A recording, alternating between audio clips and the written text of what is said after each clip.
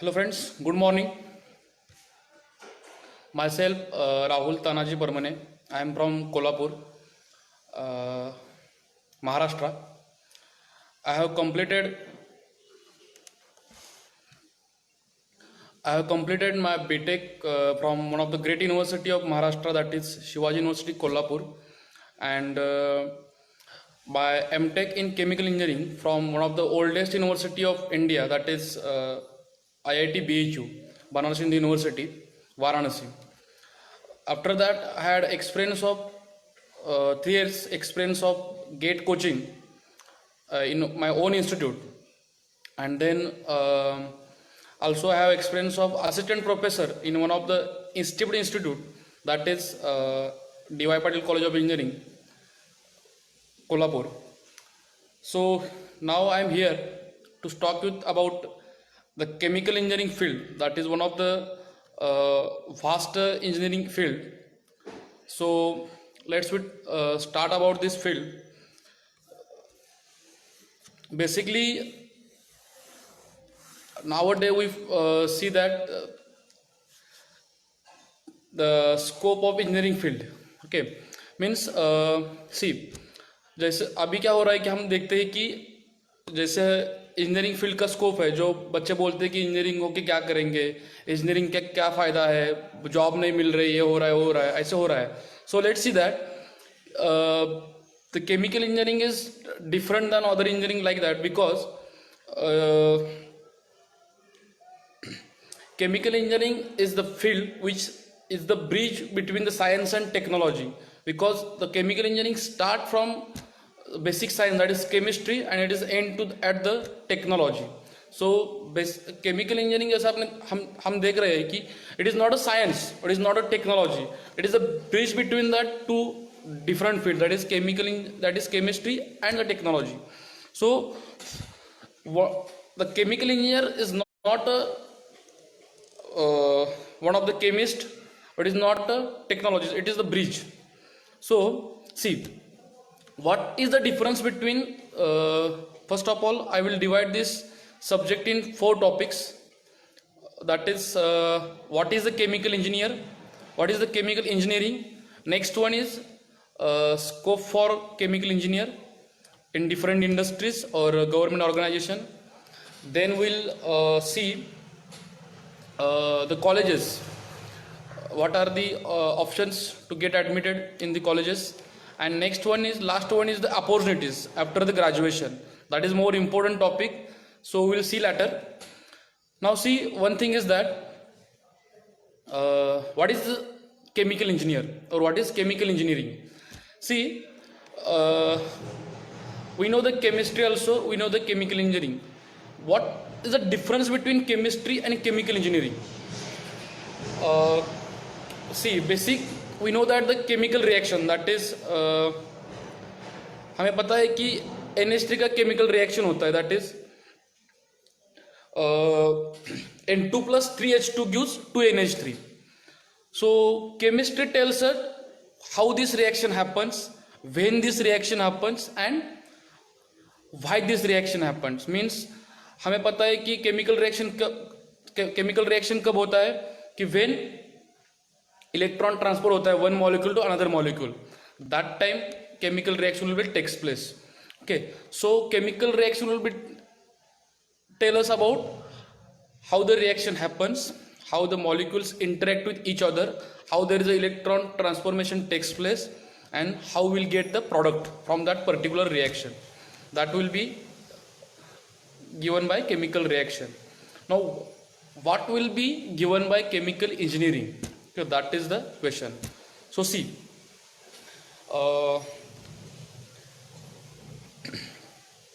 Chemical engineering में क्या होता है, जो भी हम केमिकल रिएक्शन करते हैं केमिस्ट्री में क्या होता है कि वो रिएक्शन हमें लैबोरेटरीज में हम करते हैं. जो भी हम दो केमिकल्स हम ऐड करते हैं, और 2 केमिकल्स ऐड करने के बाद हमें एक प्रोडक्ट मिल जाता है, तो उतना ही हम लैबोरेटरीज में करते हैं, फिर उसका केमिस्ट्री हम देखते हैं कि क्या होता है केमिस्ट्री. बट इंजीनियरिंग में क्या होता है, when this 2 reaction takes place, there is evolution of heat. Okay, if there is exothermic reaction, for example अभी जो हमने रिएक्शन देखा है जो N2+3H2 gives 2NH3 का अमोनिया प्रोडक्शन का जो रिएक्शन हमने देखा है, तो उसका जो वो जो रिएक्शन है उसके लिए हर एक रिएक्शन के लिए कुछ तो कंडीशंस होता है।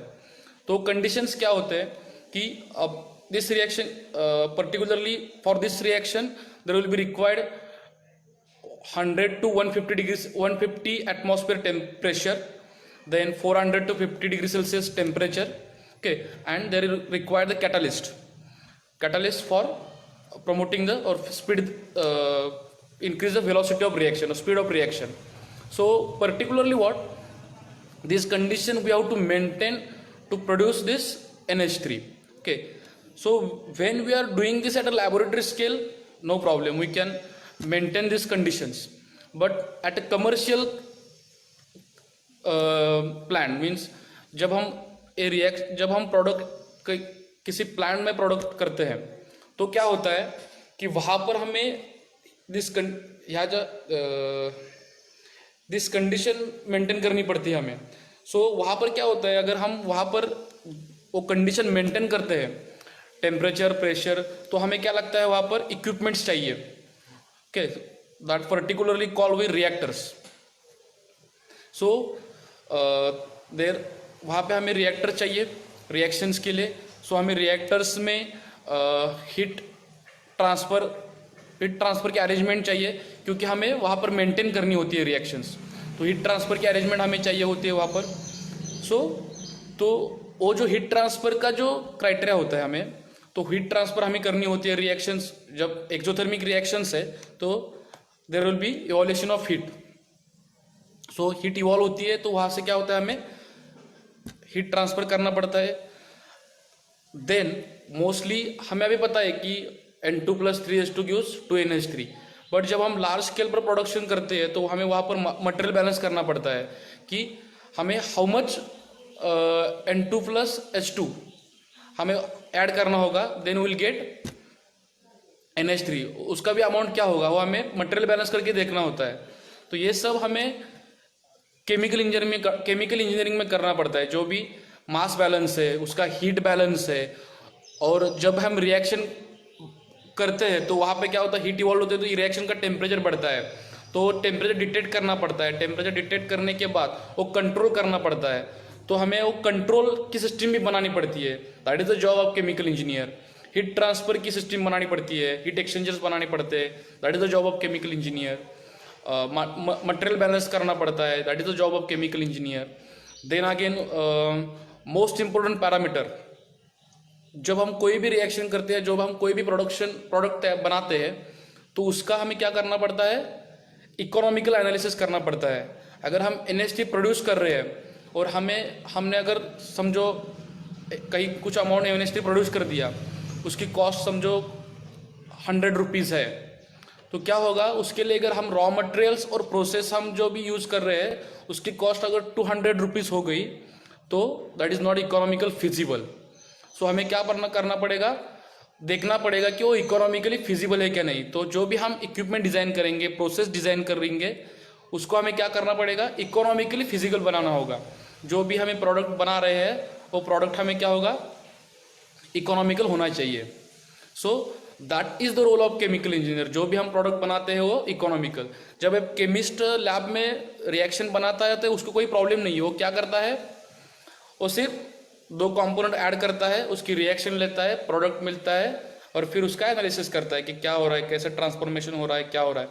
बट जब केमिकल इंजीनियर कोई प्रोडक्ट तैयार करता है, बनाता है, तो उसको क्या करना पड़ता है कि उसको उसका एनालिसिस करना पड़ता है सब। सो वो प्लांट का डिज़ाइन करना पड़ेगा, इंस्ट्रूमेंटेशन कंट्रोल सिस्टम का डिज़ाइन करना पड़ेगा, उसका इकोनॉमिकल एनालिसिस करना पड़ेगा। That is the job of chemical engineer. So that is the difference between chemistry and chemical engineering. Okay, I think आपको ये समझ में आया होगा कि what is the difference। अब जब लोग BSc केमिस्ट्री करते हैं या MSc केमिस्ट्री करते हैं, और जब कोई लोग केमिकल इंजीनियरिंग करते हैं, तो that is difference। So we start from basic chemistry but we have to pass the bridge, that is the chemical engineering। So now अगर हम देख जाएंगे तो what is the scope for chemical engineer.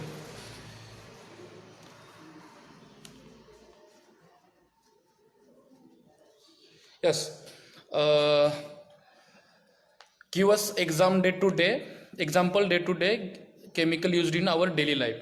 So अभी मैं वही बता रहा था कि देखो केमिकल इंजीनियर का स्कोप क्या होता है. जब हम सुबह जग जाते हैं, तो जब हम सुबह का हमारा सब दिनचर्या स्टार्ट होती है, तो क्या करते हैं हम पहले ब्रश करते हैं.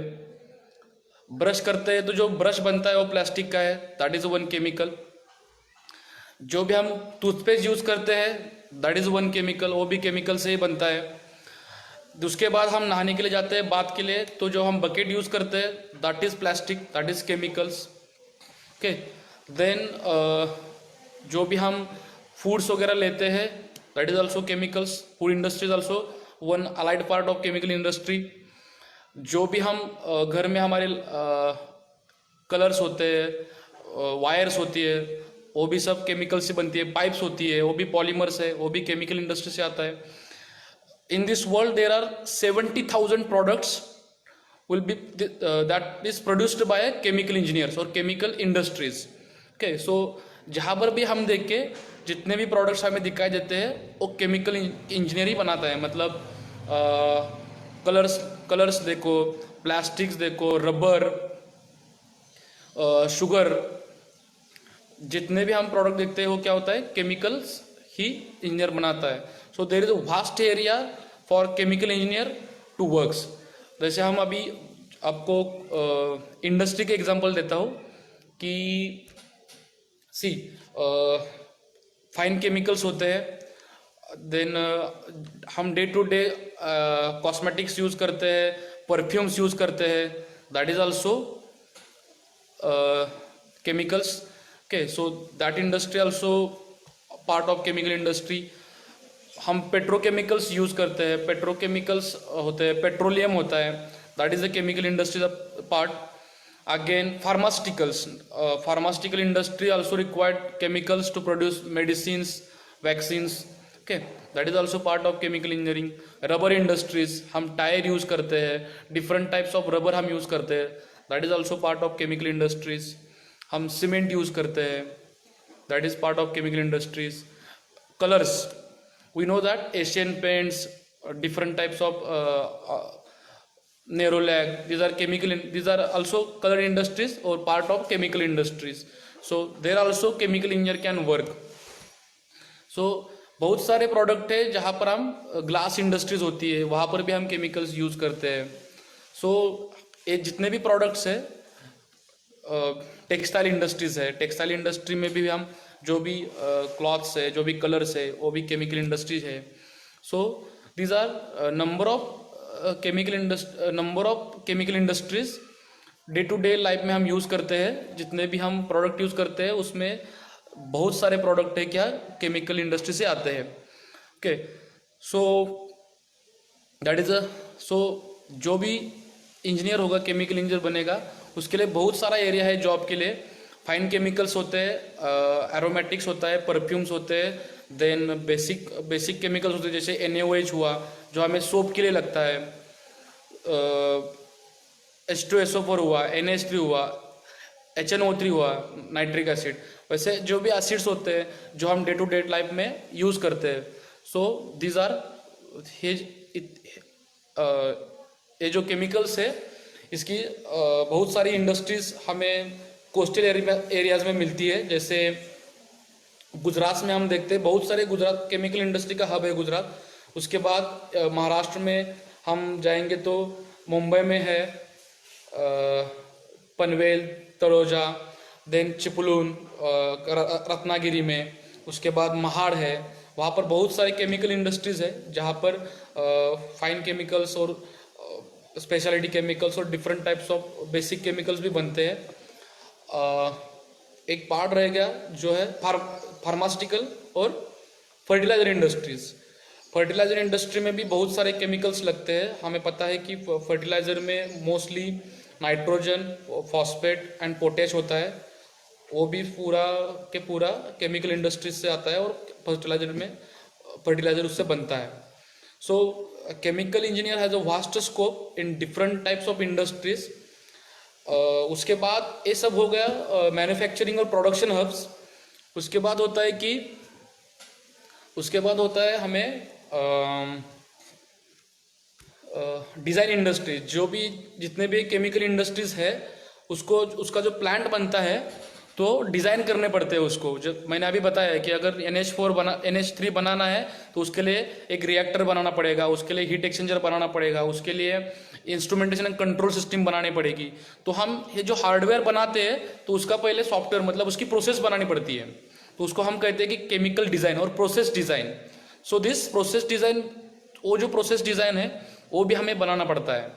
तो वो प्रोसेस डिज़ाइन की भी बहुत सारी कंपनीज है, जैसे टेक्नीमॉन्ट हो गया, टोयो इंजीनियरिंग हो गया, ब्लैक एंड विच हो गया, प्राज इंडस्ट्रीज है जो क्या बनाती है, अल्कोहल के प्लांट्स बनाती है.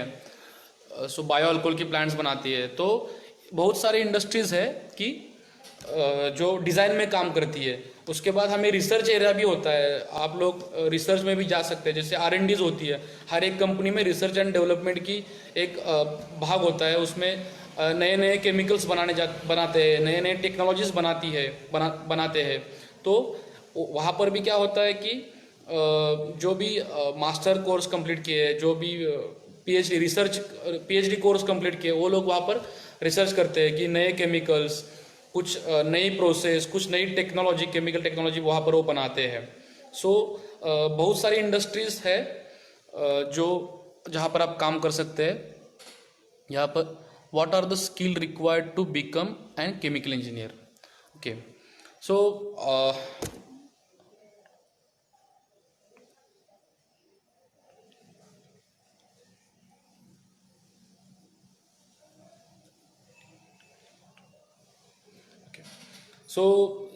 सी अगर केमिकल इंजीनियर आपको बनना है तो 12th के बाद बहुत सारे ऑप्शंस है. आफ्टर कंप्लीटिंग IIT JEE और JEE मेंस और JEE advance, you can get admitted to the IITs. There are 23 number of IITs. I think there are running IITs, and after that there are around 15 or 16 IITs have this course BTech Chemical Engineering. So BTech Chemical Engineering के लिए आपको IITs में admission मिल सकता है after completion of JEE advance. So अगर आपको वहाँ पर नहीं एडमिशन मिलता है तो 12th के बाद आप ICT में एडमिशन ले सकते हो. ICT यानी institute of chemical technology, Matunga, Mumbai. Chemical का वर्ल्ड का सबसे अच्छा इंस्टीट्यूट है और टॉप का इंस्टीट्यूट है केमिकल का. वहाँ पर भी हम BTech के लिए एडमिशन ले सकते हैं. अगर आपको केमिकल के लिए एडमिशन नहीं मिला तो वहाँ पर अदर ब्रांचेस भी है, जैसे pharmaceutical technology, then dyes technologies, textile technologies, oil technologies, okay, green technologies. वैसे बहुत सारे ऑप्शन वहाँ पर है. उसमें भी आप लोग BTech कर सकते हैं. अगर वहाँ पर भी आपको एडमिशन नहीं मिला, वहाँ पर आपको CET से, महाराष्ट्र CET से आपको एडमिशन मिल सकता है. अगर वहाँ पर भी आपको एडमिशन नहीं मिला आपके स्कोर के हिसाब से, तो बहुत सारे रीजनल कॉलेजेस है, जैसे सेंट्रल यूनिवर्सिटीज़ है और महाराष्ट्र की कुछ यूनिवर्सिटीज़ है. उसमें जैसे शिवाजी यूनिवर्सिटीज़ है, नांदेड़ इंस्टीट्यूट है, उनके अंडर बहुत सारे कॉलेजेस है. वहाँ पर आपको MHCD से एडमिशन मिल सकता है और वहाँ पे आप BTech कंप्लीट कर सकते हैं. So you can get admission eight anywhere, depends upon your course. जैसे आपके कोर्स के हिसाब से आपको एडमिशन वहाँ पर मिल सकता है. So then most important thing ये है कि आपको अगर BTech के लिए एडमिशन नहीं मिला तो आप after BTech you can join MTech through GATE in IITs, NITs. आप IITs और NITs में MTech के लिए एडमिशन ले सकते हो. अगर आपको BTech के लिए एडमिशन अगर नहीं मिला, कोई आपके मार्क्स कम होने पाने से, तो आप MTech के लिए एडमिशन ले सकते हो मास्टर कोर्स के लिए.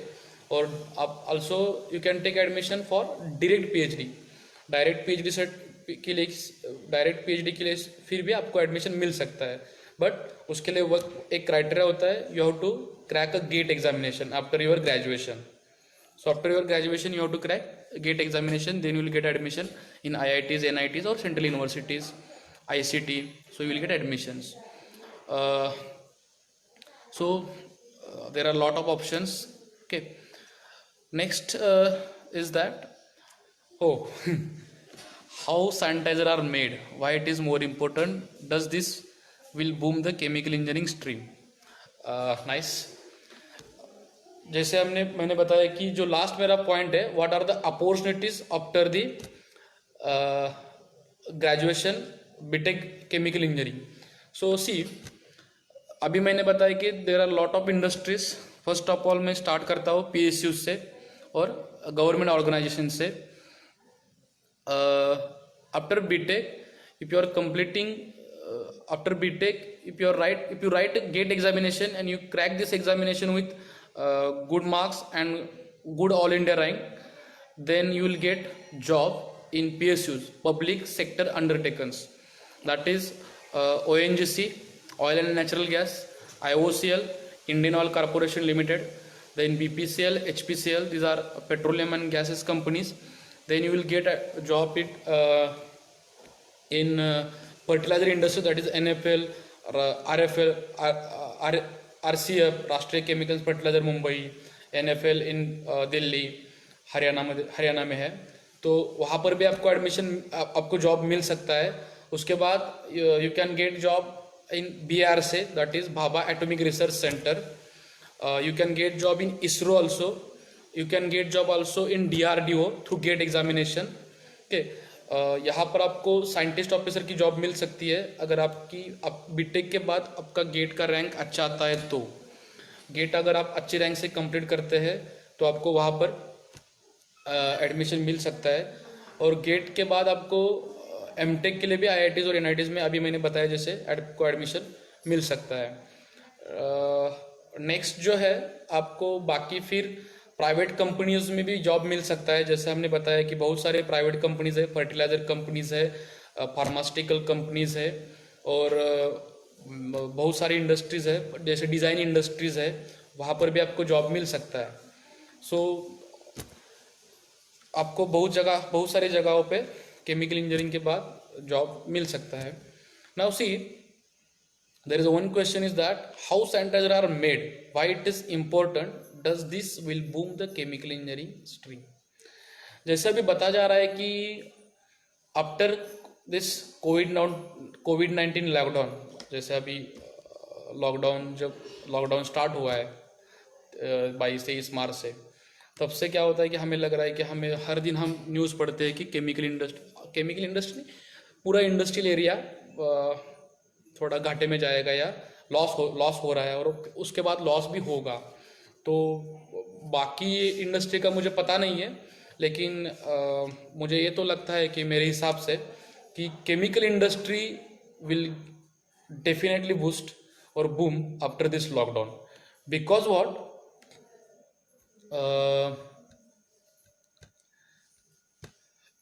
व्हाट सी, जैसे हम 2-3 महीने में देख रहे हैं कि जैसे भी लॉकडाउन स्टार्ट हुआ है, जैसे भी कोरोना वायरस इंडिया में एंट्री हो चुकी है, वैसे हम देख रहे हैं कि मोस्टली इंक्रीज द सैनिटाइज़र का यूज़ बढ़ गया है. उसके बाद हमने देखा है कि हाइजीन केमिकल जैसे सोप हो, जैसे डेटॉल हो, सेवलॉन हो, हैंड वॉश हो, उनका भी यूज़ बढ़ गया है. और जो भी मेडिसिन्स है उनका भी यूज़ अभी बढ़ चुका है. सो ये अगर यूज़ बढ़ा है तो ये अभी कम नहीं होगा, क्योंकि लॉकडाउन के बाद भी इस वायरस का डर रहेगा, और लोगों की ये लाइफस्टाइल बन जाएगी कि लोग सैनिटाइजर यूज़ करेंगे, हैंड वॉश यूज़ करेंगे, बाहर से आने के बाद वो हैंड वॉश करेंगे, सैनिटाइजर रखेंगे. हर एक कंपनीज में, हर एक लैबोरेटरीज में, हर एक स्कूल में अब सैनिटाइजर यूज़ होगा, क्योंकि ये वायरस मेडिसिन से तो अगर वैक्सीन आने के बाद हो जाएगा, लेकिन वो वायरस बॉडी में जाने का बहुत चांसेस है. तो सैनिटाइज़र का यूज़ तो रहेगा ही. तो इसीलिए अगर सैनिटाइज़र का रहेगा तो सैनिटाइज़र केमिकल इंडस्ट्री से आता है, मैं आपको बताऊंगा कि वो कैसे बनता है। तो सैनिटाइजर्स का यूज़ बढ़ेगा। और उसके बाद ये भी है कि केमिकल्स, हाइजीन्स केमिकल्स का जो भी केमिकल्स है, हाइड्रोजन पेरोक्साइड जैसे, उसका भी प्रोडक्शन बढ़ेगा। तो केमिकल इंडस्ट्री के लिए कुछ दिनों में बहुत अच्छे दिन आने वाले हैं, मैं आपको अभी बता सकता हूँ। फार्मास्यूटिकल इंडस्ट्री जैसे भी अभी ये देख रहे हैं कि हम अभी बहुत सारे मेडिसिन हमें मतलब मिल नहीं पाती है, तो अभी उसके लिए भी केमिकल चाहिए production, to produce this medicine we required number of chemicals. So फिर अगेन केमिकल्स का यूज़ बढ़ेगा। तो केमिकल्स इंजीनियरिंग के लिए मुझे लगता है कि पक्का इस लॉकडाउन के बाद अच्छे दिन आने वाले हैं, क्योंकि केमिकल्स का यूज़ बढ़ेगा, लोगों की एक लाइफस्टाइल बन जाएगी कि ये सब केमिकल्स लोग यूज़ करेंगे। नाउ सैनिटाइज़र कैसे बनता है, जैसे जैसे लॉकडाउन स्टार्ट हो गया, सैनिटाइज़र की मतलब सैनिटाइज़र नहीं मिल पा रहा था हमें, तो लोगों ने होममेड सैनिटाइज़र स्टार्ट किया, मतलब नेट पर देख के लोगों ने सैनिटाइज़र बनाना स्टार्ट कर दिया। तो मैं आपको ये बता सकता हूँ कि सैनिटाइज़र आप यूज़ करते हैं अच्छा है, लेकिन अगर आप होममेड यूज़ करते हैं तो उसके लिए बहुत सारी प्रिकॉशन आपको लेनी पड़ेगी, क्योंकि सैनिटाइज़र में मेनली 2/3 पार्ट दैट इज़ 70% उसमें हमें अल्कोहल होता है, that is isopropyl alcohol IPA और ethanol. So mostly alcohol is injurious to your skin और योर बॉडी, और आपको अल्कोहल से दिक्कत हो जा सकती है। तो उसमें बहुत सारा अल्कोहल होता है, उसका जो प्रमाण है वो प्रमाण सही होना चाहिए आपके सैनिटाइज़र में। अगर आप अगर आप सैनिटाइज़र घर में बनाते हैं और अल्कोहल कम रखते हैं या ज़्यादा रखते हैं तो आपको दिक्कत हो सकती है। सो मैं आपको बताता हूँ क्या प्रोसीजर होते हैं, लेकिन जब जो भी मैं प्रोसीजर आपको बता रहा हूँ उस तरह से आप ट्राई मत करो। जो भी मार्केट में अवेलेबल है सैनिटाइज़र वही यूज़ करो, क्योंकि घर में बनने वाला जो सैनिटाइज़र होता है मुझे नहीं लगता कि वो सही से आप बना सकते हैं। एक्सपर्टिस ने जो बनाया होता है उसकी क्वांटिटी सही होती है और उसी के हिसाब से हमें यूज़ करना चाहिए, क्योंकि वो बहुत मतलब आपके हेल्थ के लिए वो एक हज़ार्डस रह सकता है। सो मैं आपको बताऊंगा कि इंडस्ट्री में कैसे सैनिटाइज़र बनाते हैं। सैनिटाइज़र के लिए दो टाइप्स बनाते हैं, मतलब एक सैनिटाइज़र बनता है वो सिंपली 3 इंग्रेडिएंट से बनता है, होममेड सैनिटाइज़र हम बोलते हैं उसे। उसको IPA लगता है और इथेनॉल, दैट इज़ 70% हमें वॉल्यूम में मतलब वॉल्यूम में हमें लेना है 70%। उसके बाद हमें लेना है कि 30%, जैसे हम 2/3 हमने अल्कोहल ले लिया तो हमें 1/3 हमें क्या लेना है, अभी 1/3 हमें एलोवेरा जेल लेना है। ओके। और उसके बाद essential oils, that is T trees oil होता है, और आप अदर जो लेवेंडर ऑयल होता है वैसे आप ऑयल यूज़ कर सकते हैं। तो उस ऑयल का हमें मिश्रण बनाना पड़ता है, और हमें उस 70% या 60% भी चलता है अल्कोहल, उसमें हमें वो एलोवेरा जेल ऐड करना है। एलोवेरा जेल ऐड करके उसमें हमें वो स्मेल के लिए हमें वो इसेंशियल ऑयल हमें ऐड करना है, और वो जो हम इसेंशियल ऑयल हम ऐड करेंगे उसको हमें अच्छी तरह से मिक्सिंग करना है, और उसके बाद अच्छी तरह से मिक्सिंग करने के बाद वो सैनिटाइज़र आपका बन जाता है। लेकिन I will recommend you to use industrially made properly added ingredient जो होता है वही आप सैनिटाइज़र यूज़ करें। वो अनदर एक सैनिटाइज़र होता है वो इथेनॉल IPA और ग्लिसरॉल और हाइड्रोजन पेरोक्साइड, इनका यूज़ करके बनता है। वो जो इंडस्ट्रियली जो बनाते हैं, जो हम यूज़ करते हैं, तो वो भी सैनिटाइज़र होता है। लेकिन मैं आपको फिर भी लास्ट टाइम आने और एक बार मैं आपको रिकमेंड करूँगा कि आप होममेड सैनिटाइज़र ना बनाएं। आप जो भी इंडस्ट्री से मिलता है, जो भी मार्केट में मिलता है वही यूज़ करें, बिकॉज होममेड सैनिटाइज़र आपके लिए घातक हो सकता है। सो देखो, ये हुई सैनिटाइज़र के बाद। तो देखो अभी कोविड-19 के बाद सैनिटाइज़र का यूज़ तो इतना बढ़ा है कि हर जगह आप सैनिटाइज़र प्रोडक्शन कर रहे हैं। सो यू कैन, जब आप एक स्मॉल स्मॉल स्केल इंडस्ट्री भी एक डाल सकते हो कोविड-19 के बाद, जैसे सैनिटाइज़र बनाने की। सैनिटाइज़र अल्कोहल से बनता है, एलोवेरा जेल से बनता है, तो आप अच्छी तरह से एक प्रोडक्शन प्लांट बना सकते हो स्मॉल स्केल इंडस्ट्री का, और उसके उसके तहत सैनिटाइज़र गवर्नमेंट के परमिशन से आप बना सकते हो और आप उसको मार्केट में बेच सकते हो। तो बहुत सारे केमिकल्स आपको चाहिए after this lockdown.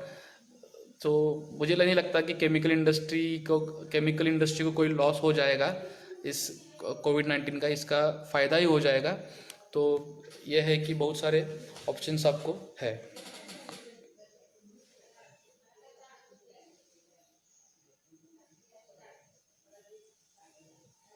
Okay, what skills should be acquired side by side while doing engineering to get good placement as an engineer? Do you think working as an intern can help making a good resume or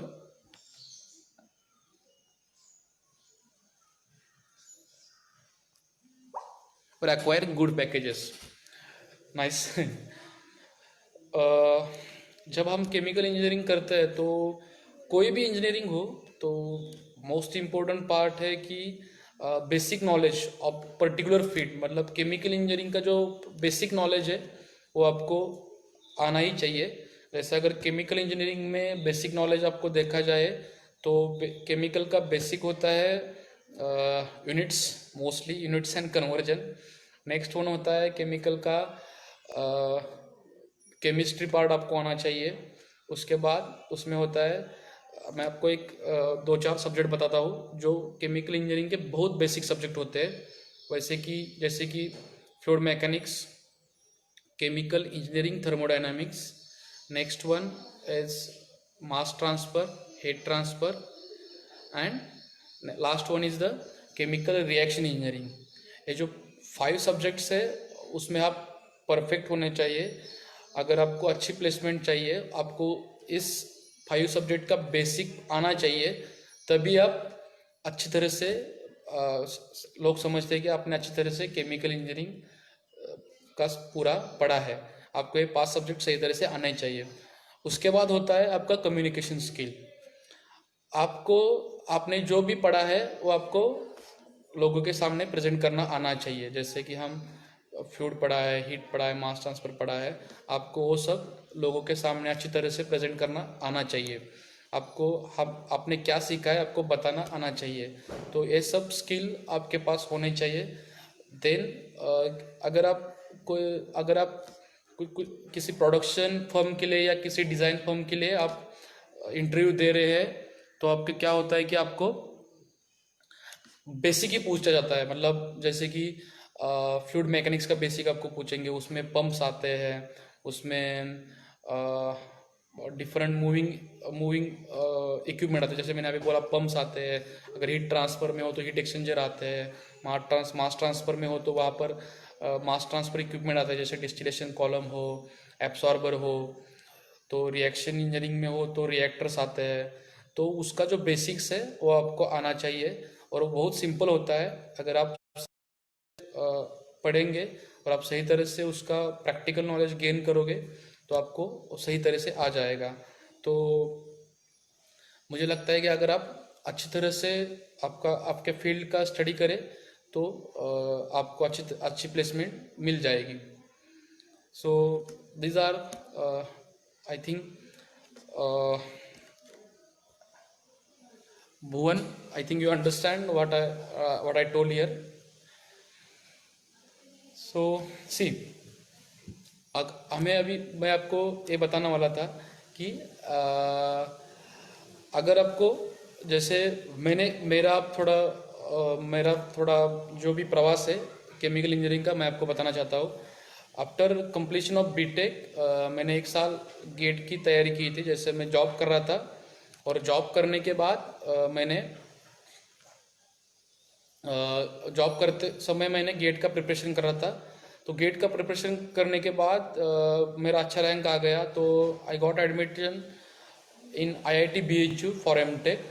सो मैंने MTech complete किया, MTech complete करने के बाद मैंने assistant professor का job किया, और उसके बाद recently I joined in ICT Mumbai as a research scholar in the field of computational fluid dynamics. So you can also uh,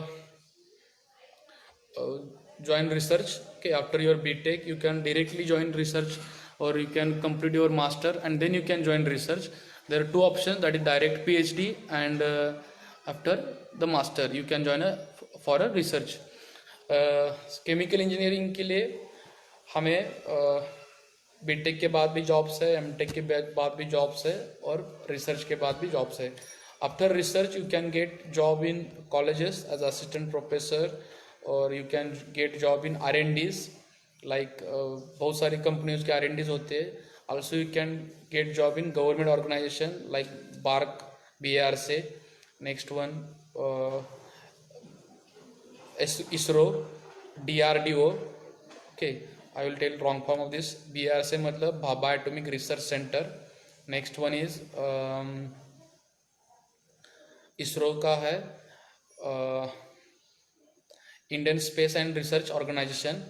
then DRDO, defence research and development organisations, उसमें भी आपको job मिल सकता है. जैसे कि लैबोरेटरीज है CSIR की, NCL national chemical laboratories, इसमें भी आपको जॉब मिल सकता है. सो आप रिसर्च भी कर सकते हैं. जैसे कि मैं आपको इस फील्ड का एक छोटा सा खूबिया और एक प्लस पॉइंट बताता हूँ. केमिकल इंजीनियरिंग के महाराष्ट्र में जैसे देखा जाए तो बीटेक के 30 कॉलेजेस है, 30, और इंडिया का मुझे पता नहीं, याद नहीं है, लेकिन बहुत सारे कम कॉलेजेस है इंडिया में. So this field has a vast area, मतलब इसके अपॉर्चुनिटीज़ बहुत सारे है, लेकिन इसके जो कॉलेजेस है वो कम है. जैसे बाकी फील्ड्स के बिना, जैसे इसके कॉलेजेस हमें कम है, तो जो भी ग्रेजुएट होते हैं वो बहुत सारे लोग ग्रेजुएट होते हैं, तो उसके बाद जॉब अपॉर्चुनिटीज़ अवेलेबल बहुत होती है, और बाकी ऑप्शंस भी अवेलेबल बहुत सारे होते हैं. सो जैसे इसलिए मैं आपको बता रहा हूँ कि ये फील्ड जो है वो फील्ड वैसे देखा जाए तो लोग चूज़ नहीं करते, क्योंकि लोगों को लगता है कि इस फील्ड में जॉब अवेलेबल नहीं है, सुना नहीं है. लेकिन ये फील्ड जो है बहुत वास्ट फील्ड है. यहाँ पर बहुत सारे जॉब अवेलेबल्स है. यहाँ पे बहुत सारे you have lot of research options. You have also you can get job abroad also through chemical engineering. Okay, if you have completed your BTech from IITs, NITs, तो आपको अब्रॉड में भी बहुत सारे केमिकल इंडस्ट्रीज में job मिल सकता है.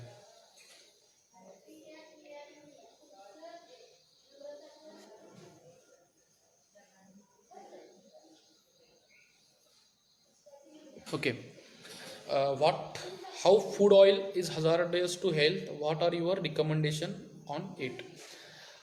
जैसे भी हम देखते हैं कि जो फूड ऑयल बनता है, जब अर्लियर क्या होता था कि पहले क्या होता था कि फूड ऑयल जैसे मैकेनिकल प्रेसिंग से बनता था. जैसे हम उसे घाना बोलते हैं, घाने में या चक्की में वो मिलता था. तो वहाँ पर क्या होता है कि हम जो भी फूड ऑयल्स है वो ग्रेन से हम पीस करके निकाल देते हैं, या उसे हम क्रश करके निकाल देते प्रेसिंग से, मैकेनिकल प्रेसिंग से. Now days we are using mechanical press plus chemical treatment. So we are using extraction treatment for extracting oils from grains. So जब हम chemical treatment यूज करते हैं तो क्या होता है कि केमिकल ट्रीटमेंट में क्या होता है कि हमें वहाँ पर एक्सट्रैक्शन के लिए केमिकल्स ऐड करना पड़ता है. तो वहाँ पर हम हेक्सेन ऐड कर देते हैं, मोस्टली हेक्सेन ही ऐड कर देते हैं. बेंजीन भी ऐड कर देते हैं, लेकिन वो बेंजीन बहुत डेंजरस केमिकल्स है कंपेयर टू हेक्सेन. सो हम केमिकल्स उसमें ऐड कर देते हैं और केमिकल्स ट्रीटमेंट हम करते हैं. तो उसी के कारण का क्या होता है कि अगर उसका अमाउंट ज़्यादा रह गया केमिकल्स का उसमें, और वो सही से रिफाइंड नहीं हुआ तो that may be harmful to our health. So जो भी हम ऑयल यूज़ करते हैं इसलिए हमें जनरली हमें ऑयल कम ही खाना चाहिए. फिर भी जो भी केमिकल प्रोसेस्ड ऑयल है वो भी हमें कम ही यूज़ करना चाहिए. और अच्छे जो भी अच्छे कंपनी से मिलता है वही ऑयल हमें यूज़ करना चाहिए क्योंकि वो केमिकल ट्रीटमेंट से बनता है. सो that is the answer. Harshal, any question?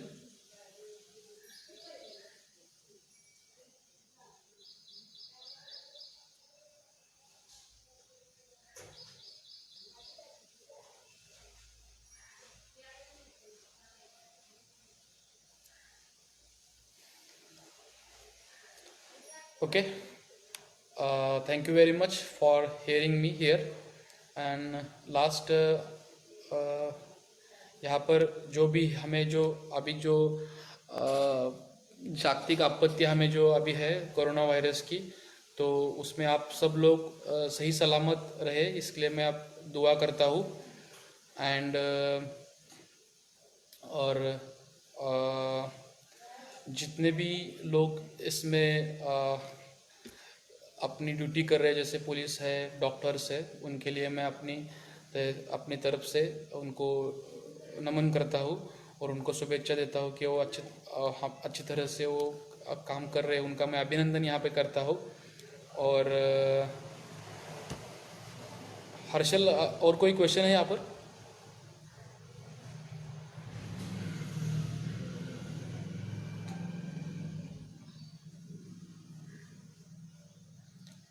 और आपको सबको जल्दी से जल्दी ये लॉकडाउन ख़त्म हो जाए और ये सब सही तरह से स्टार्ट हो इसके लिए मैं भगवान की तरफ प्रार्थना करता हूँ.